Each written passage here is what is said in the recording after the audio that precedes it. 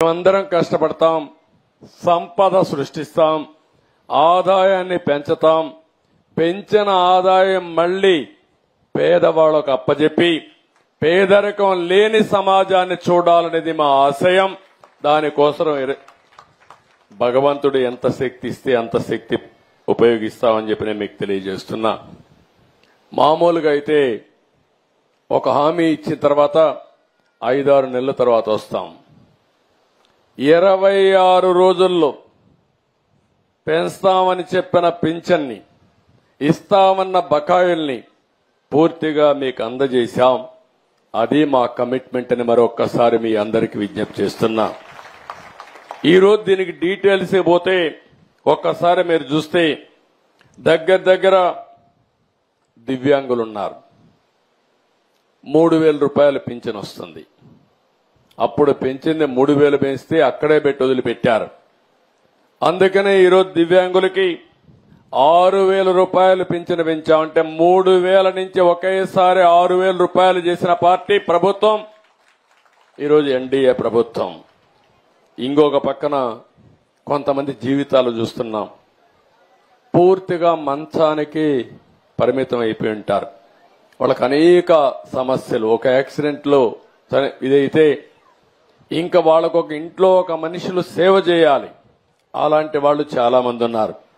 వాళ్ళ కోసం 5,000 రూపాయలు పింఛన్ ఇస్తా ఉంటే కాదు, అలాంటి వ్యక్తులకు 15,000 రూపాయల పింఛన్ ఇవ్వాలని, ఉద్యోగం చేస్తే ఎంత ఇస్తామో అంత ఇచ్చామని చెప్పి కూడా నేను తెలియజేస్తున్నా. 15,000 ఇచ్చాం.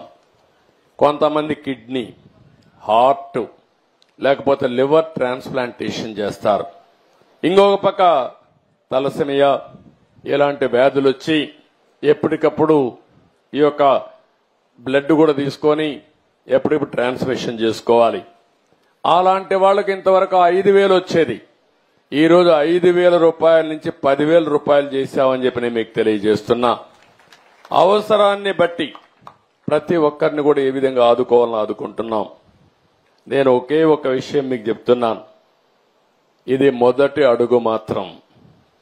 సంక్షేమం అంటే ఈరోజు మనం గుర్తుపెట్టుకోవాల్సింది ఏదో డబ్బులు ఇచ్చేయడమో లేకుంటే ఇచ్చామని గొప్పలు చెప్పుకోవడం కాదు.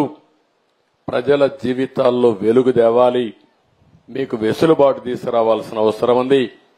మీ జీవన ప్రమాణాలు పెంచడం, అందులోనే మొదటి అడుగు మేము వేయడం జరిగింది. నేను ఒకటే కమిట్మెంట్ ఇస్తున్నా. ప్రజలే దేవాలయం, సమాజమే దేవాలయం, ప్రజలే దేవుళ్ళని చెప్పిన మొట్టమొదటి వ్యక్తి నందమూరి తారక రామారావు గారు. ఆ స్ఫూర్తితో పనిచేసే ప్రభుత్వం మా ప్రభుత్వం. అందుకే ఈరోజు హామీ ఇస్తున్నా. పేదవాళ్లపైన శ్రద్ధ పెడతాం, అనునిత్యం ఆలోచిస్తాం, వినూత్నంగా ఆలోచిస్తాం.